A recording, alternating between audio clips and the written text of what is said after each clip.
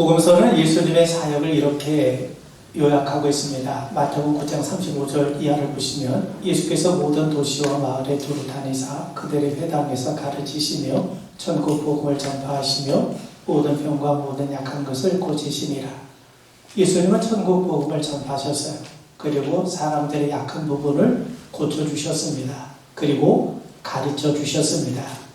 우리는 예수님 하면 십자가와 부활을 떠올리게 되죠. 물론 십자가와 부활은 예수님 사역 가운데 가장 중요한 사역임에는 분명합니다. 예수님은 십자가를 지심으로 우리 대신 죄의 형벌을 친히 받으셨어요. 예수님께서 십자가를 지지 않으셨던들 어찌 우리가 구원을 이룰 수 있겠습니까? 예수님께서 부활하지 않으셨다면 바울의 증언처럼 우리의 믿음은 헛된 것이 되고 우리는 가장 미련한 자가 되고 말았을 겁니다. 그러므로 복음의 핵심은 예수님의 십자가와 부활입니다. 그런데 복음서에는 십자가와 부활 외에도 예수님의 교훈과 비유, 가르침으로 가득 차 있습니다. 예수님은 기회가 있을 때마다 가르침의 사역을 행하셨어요. 제자들의 길가에서 서로 누가 큰지 서로 논쟁합니다. 예수님이 이것을 기회로 삼아 하나님 앞에 누가 큰 사람으로 인정을 받는지에 대해서 가르쳐 주셨어요. 세상에서는 권세 있는 자가 큰 자 행세를 하지만 하나님 나라에서는 남을 섬기는 자가 하나님 앞에 큰 자로 인정받는다는 것을 가르쳐 주셨던 겁니다. 복음서는 예수님의 십자가와 부활을 증언하기에 앞서 예수님의 설교, 교훈, 비유, 경고, 권고, 가르침 등 숱한 예수님의 가르침을 우리에게 들려주고 있습니다. 오늘 본문에 따르면 예수님의 가르침 사역의 핵심이 뭐냐? 바로 율법을 폐하는 것이 아니라 완성하는 것임을 우리에게 들려주죠. 여러분, 우리가 율법하면 두꺼운 법전이 떠오릅니다. 물론 율법에는 우리가 하나님 앞에서 경건한 삶을 살기 위해서 우리가 반드시 지켜야 될 여러 가지 법규, 규례, 규칙, 계명 등이 있는 것이 사실입니다.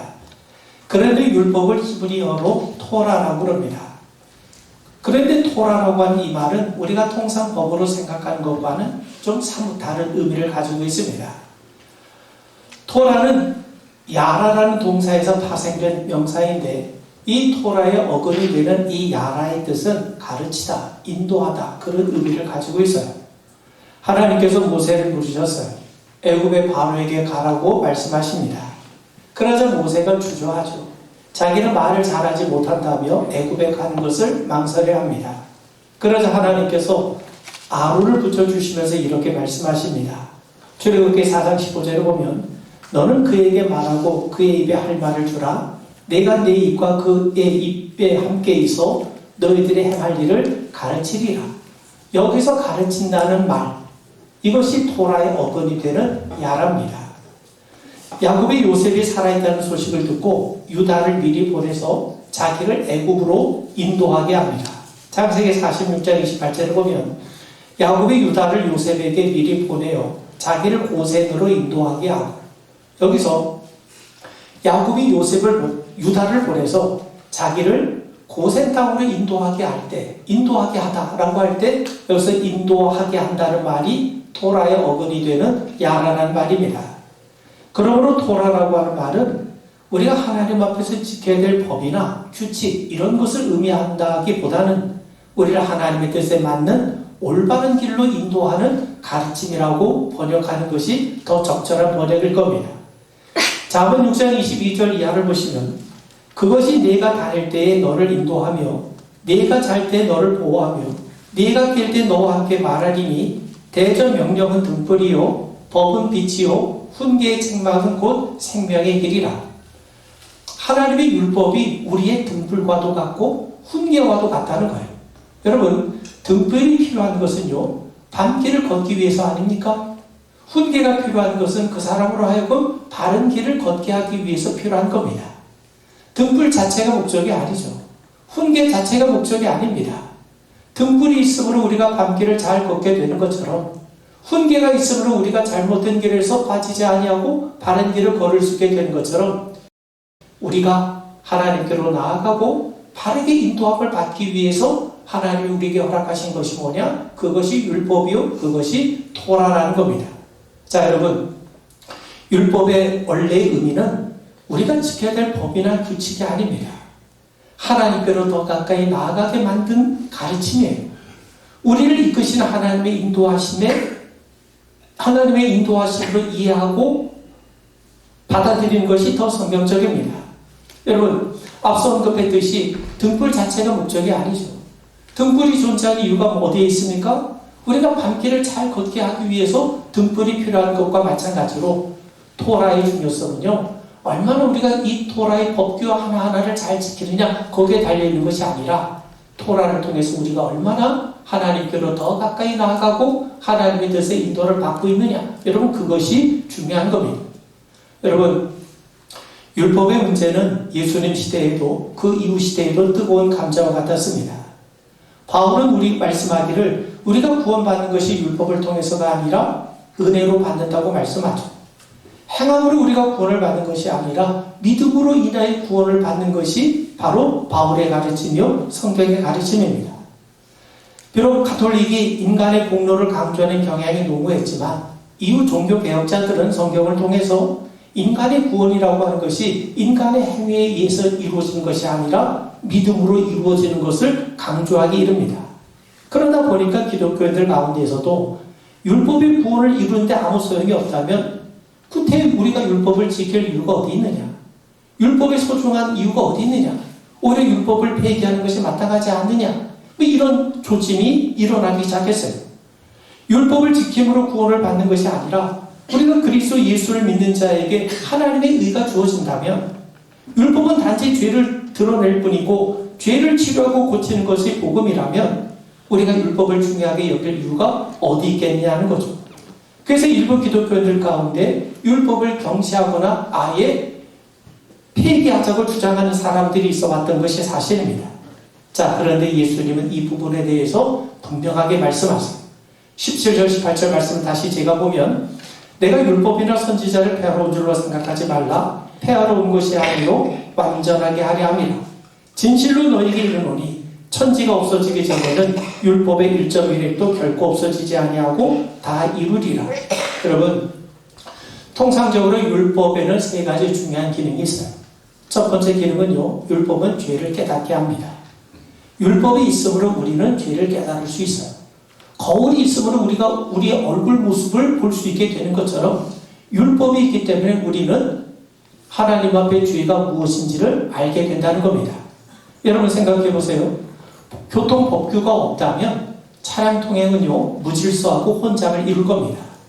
그래서 차선을 긋기도 하고 교통신호등을 설치하고 법규도 제정하고 과태료로 물리는 것 아니겠습니까?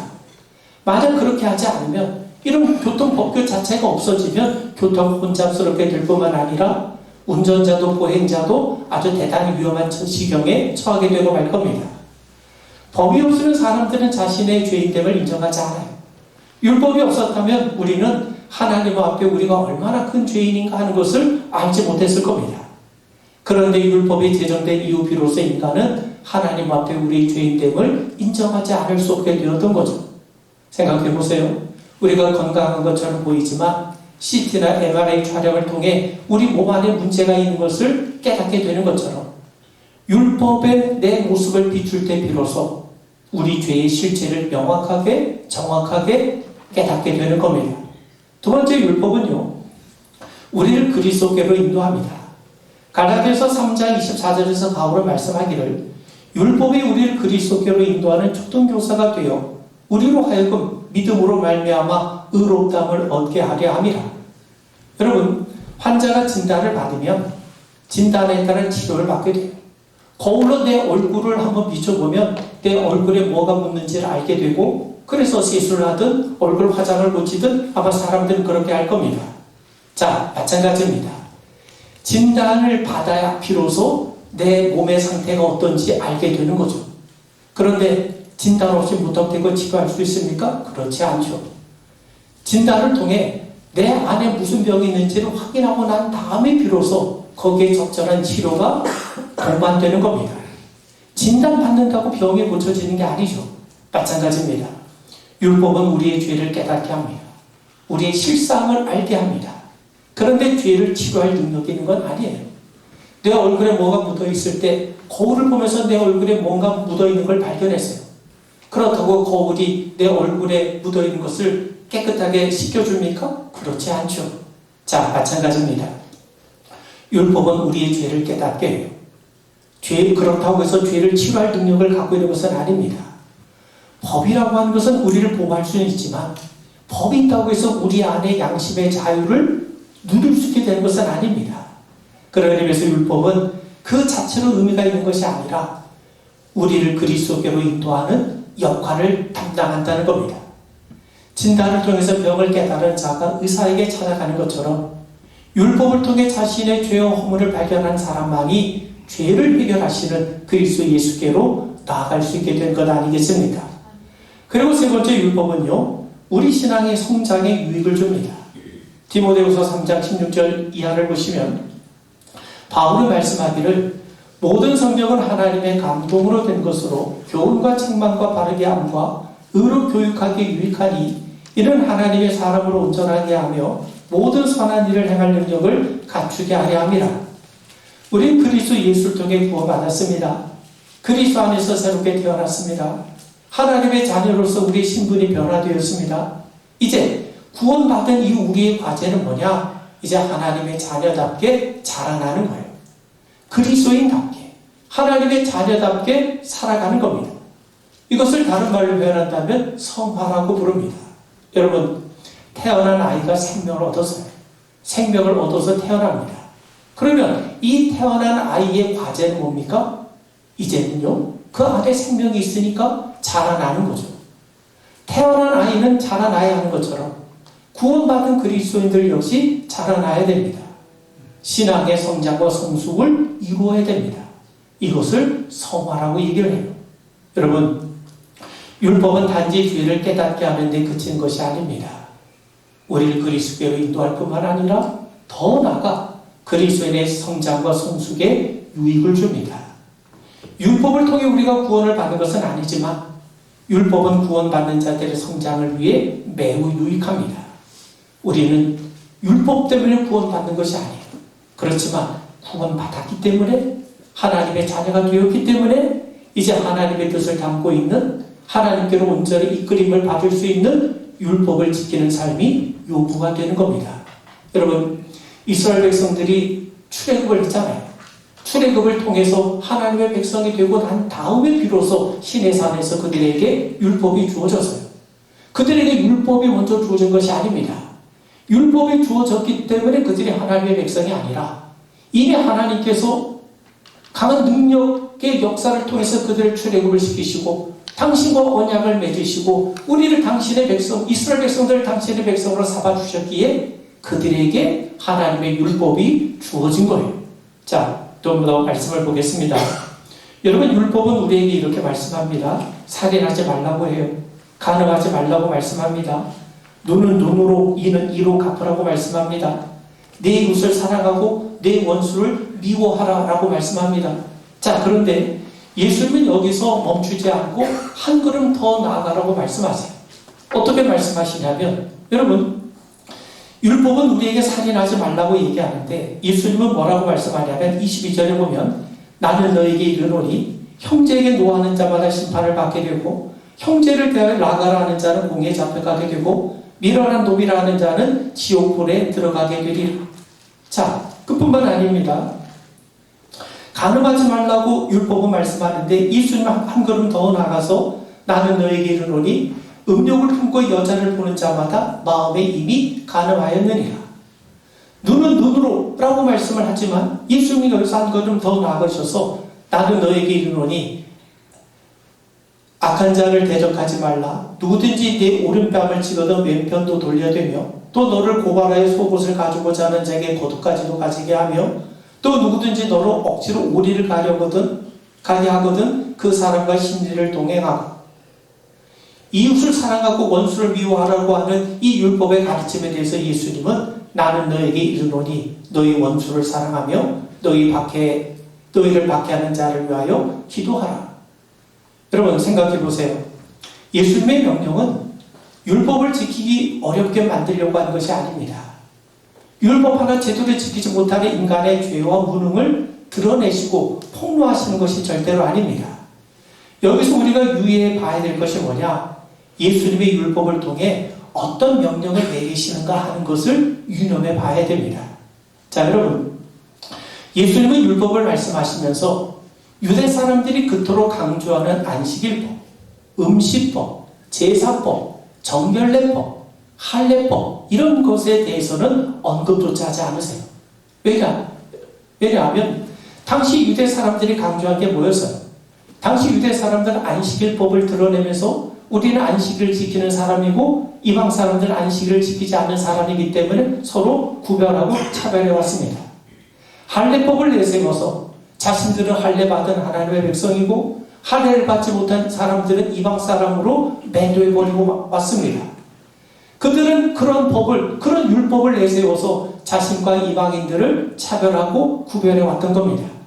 자, 그런데 예수님은 유대인과 이방인, 나와 다른 사람을 구별하고 차별하는 안식일법, 할례, 음식 규정 같은 것에 대해서는 일체 언급하지 않으세요. 예수님이 언급하신 율법의 내용들은 한결같이 이웃과 관련된 이야기들입니다. 이웃과의 관계에 관한 것들에 대해서 지금 예수님께서 말씀하고 계시는 겁니다. 자, 여러분, 어떤 율법사가 예수님을 찾아와서 물어요. 어느 계명이, 율법 가운데 어느 계명이 가장 큰가에 대해서 물어요. 예수님이 뭐라고 대답하시냐면 내 마음을 다하고 목숨을 다하고 뜻을 다하여 주 너희 하나님을 사랑하라 하셨으니 이것이 크고 첫째 되는 계명이요 둘째도 그와 같으니 내 이웃을 내 자신과 같이 사랑하라 하셨으니 이 두 계명에 온 율법과 선지자의 강령이니라. 율법의 핵심은 하나님을 사랑하는 것과 이웃을 사랑하는 것인데 이 둘이 하나님 앞에 동일하다는 겁니다. 하나님을 사랑하는 것과 이웃을 사랑하는 것이 동일하다는 겁니다. 그리고 율법의 핵심이 뭐냐? 율법이 곧 하나님을 사랑하는 것이고 율법이 곧 이웃을 사랑하는 거라는 거예요. 자, 좀 지나서 한 부자 청년이 예수님에게 찾아와서 물어요. 내가 무슨 선한 일을 해야 내가 영생을 얻을 수 있겠습니까? 그러자 예수님께서 계명을 지키라고 말씀하세요. 살인하지 말라, 간음하지 말라, 도둑질하지 말라, 거짓 증언하지 말라, 내 부모를 공경하라, 내 이웃을 내 자신과 같이 사랑하라 하신 것이니라. 예수님은 십계명을 열거하시면서 순서를 바꾸셔서 부모를 공경하라고 하는 계명을 제일 나중에 말씀합니다. 그렇게 말씀하신 다음에 계명의 내용들을 한마디로 정의하시는데 그게 뭐냐? 바로 네 이웃을 네 자신과 같이 사랑하라는 거죠. 그러니까 예수님의 말씀은 네가 무엇을 해야 영생을 얻는 줄 아느냐? 하나님의 계명을 지켜라. 근데 그 하나님의 계명, 그 하나님의 율법이 뭔 줄 아느냐? 바로 네 이웃을 네 자신과 같이 사랑하라는 거죠. 그러니 예수님의 말씀은 한마디로 이웃을 사랑하라는 겁니다. 그런데 그 청년이 예수님의 말씀을 알아듣지를 못해요. 그래서 하는 말이 자신은 이 모든 것을 잘 지켜왔는데 뭐가 부족하냐고 오히려 예수님 앞에 되묻습니다. 그때 예수님의 말씀하시죠. 네가 온전하고자 할진대 가서 네 소유를 팔아 가난한 자들에게 주라. 그래야만 하늘에서 보화가 네게 있으리라. 그리고 와서 나를 따르라. 여러분, 예수님은 율법의 핵심을 두 가지로 정리해 주셨어요. 그것이 뭡니까? 하나님을 사랑하는 것과 이웃을 사랑하는 거죠. 율법을 잘 지켰다는 건 뭡니까? 하나님을 사랑하는 것이고 이웃을 사랑하는 겁니다. 그렇게 보면 내가 이웃을 사랑하지 않으면서 율법을 잘 지킨다고 말할 수 있겠습니까? 절대로 그럴 수 없다는 거예요. 예수님의 청년에게 내게 부족한 것 한 가지가 있는데 내 소유를 다 팔아 가난한 자들에게 주라. 이렇게 말씀하신 것은 그가 겉으로 드러난 율법의 조항들을 잘 지키며 살아왔을지 모르지만 내게 진짜 율법의 중한 바가 부족하다는 거예요. 너는 지금까지 간음하지 않고 또 도적질하지 않고 살인하지 않고 이런 율법을 잘 지켜왔을지 모르겠지만 그 율법의 중심이 되는 그 율법의 근간이 되는 가장 중요한 정신을 너는 잃어버리고 살아왔다. 그게 뭡니까? 이웃을 사랑하는 마음이 내게 없다고 지금 예수님이 지적하고 계시는 거예요. 그렇기 때문에 내 소유를 다 팔아 가난한 자들에게 주라는 것은 여러분 진짜 모든 재산을 다 팔아가지고 가난한 사람에게 주라 그런 의미라기보다는 너는 겉으로 드러난 율법을 잘 지키며 살아왔을지 모르겠지만 그 율법의 본질, 그 율법의 핵심이 뭔지 아냐? 그게 바로 하나님을 사랑하는 것이고 이웃 사랑하는 것 아니냐? 그런데 너의 생활, 너의 신앙생활 속에는 이웃을 사랑하는 마음이 없다는 거죠. 그러니 네 소유를 팔아 다 가난한 사람들에게 주라 이 말은요, 전심을 다해서 네 이웃을 사랑하라고 하는 말씀인 거예요. 그런데 청년이 어떻게 반응합니까? 재물이 많기 때문에 근심하며 돌아갑니다. 재물이 많아서 근심하며 돌아간다는 이 말은요, 자기 재물을 이웃과 나누는 것을 그는 용납할 수가 없었다는 겁니다. 그에게는 이웃을 사랑하는 마음이 추호도 없었다는 거죠. 그런 자가 어떻게 예수님을 따를 수 있겠습니까? 어떻게 그가 율법을 지키며 살아갈 수 있겠습니까? 그러므로 예수님은 율법의 궁극적인 목적이 뭐냐? 그게 바로 사랑인 거예요. 율법의 완성은 뭡니까? 곧 사랑임을 선포하신 겁니다. 그래서 예수님께서 나는 율법을 폐하러 온 것이 아니라 율법을 완성하러 오셨다는 말은 사람들은 겉으로 드러난 율법의 자꾸들을 지키려고 애를 써요. 그런데 그 율법의 중심이 되는 하나님을 사랑하는 것과 이웃 사랑하는 부분에 대해서 사람들이 무시했던 겁니다. 그래서 예수님은 율법의 참된 의미를 깨우쳐 주시면서 율법의 궁극적인 완성은 곧 사랑임을 그분은 직접 몸소 우리에게 보여주셨을 뿐만 아니라 깨우쳐 주셨던 거죠. 자, 여러분, 예수님은 인간을 위해 자신의 생명을 아낌없이 내어주셔서요.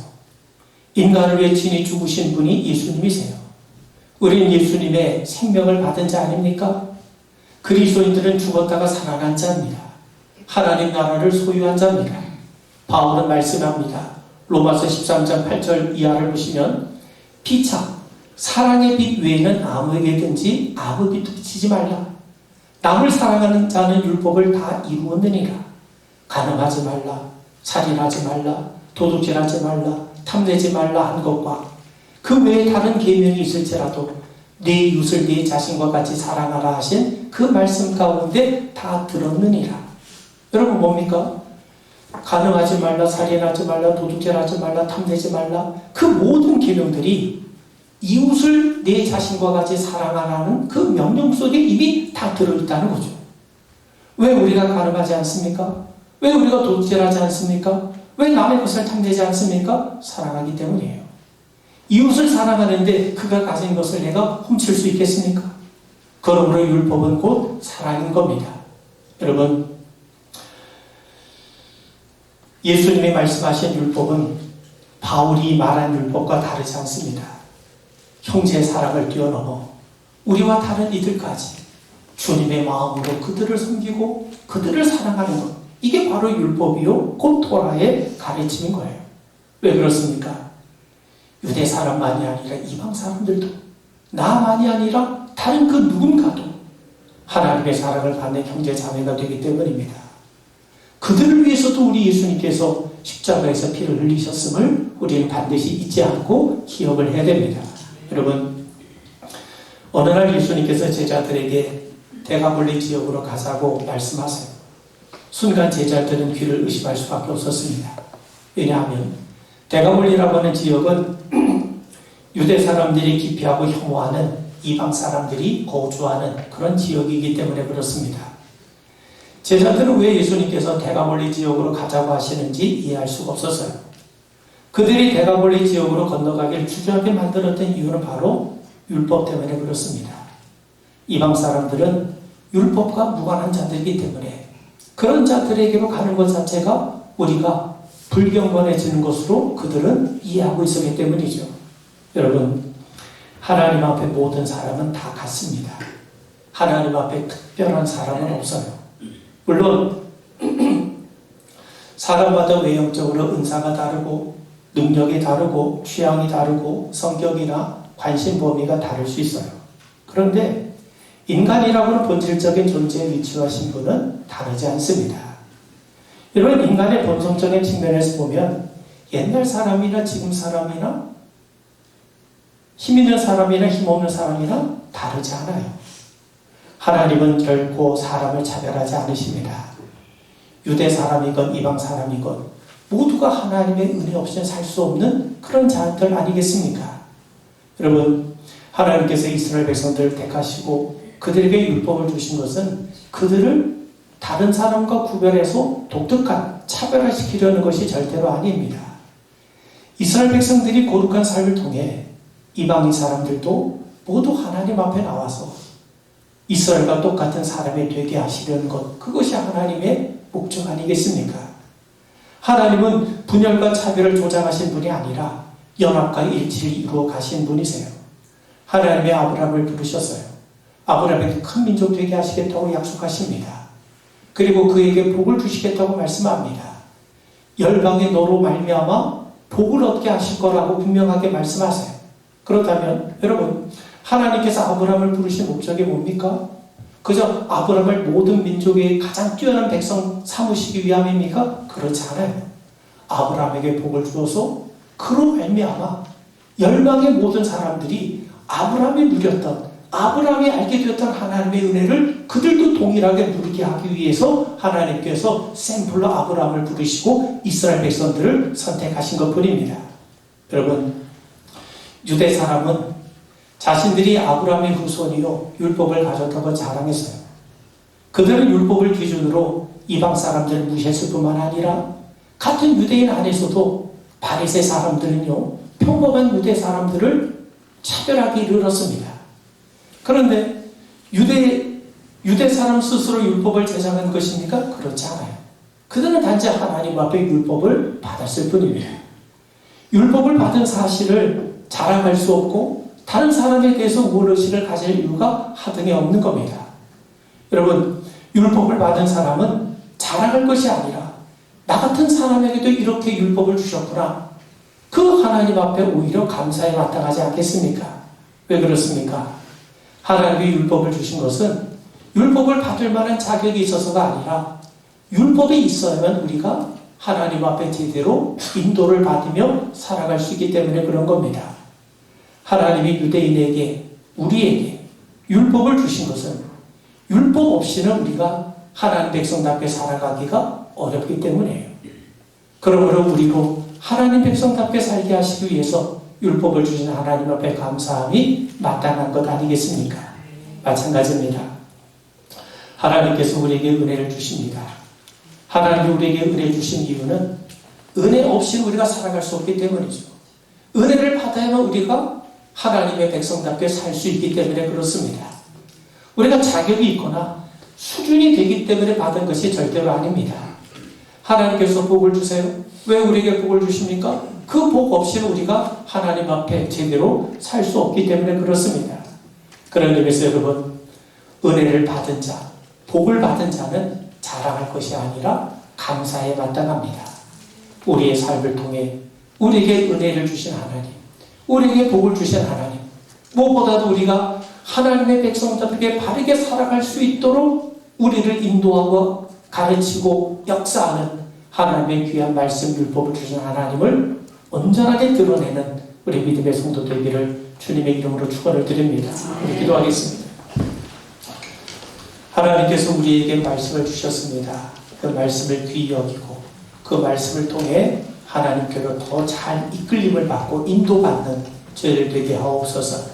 또 우리가 하나님의 말씀대로 순종하며 사는 이 바탕에는 하나님을 사랑하는 것과 우리 이웃들 형제들 사랑이 반드시 동반되어야 함을 우리가 깨닫사오니 하나님 아버지 늘 사랑의 마음으로 우리의 심령이 채워지게 하옵소서. 예수님으로 만들어 간절히 기도하옵나이다. 아멘.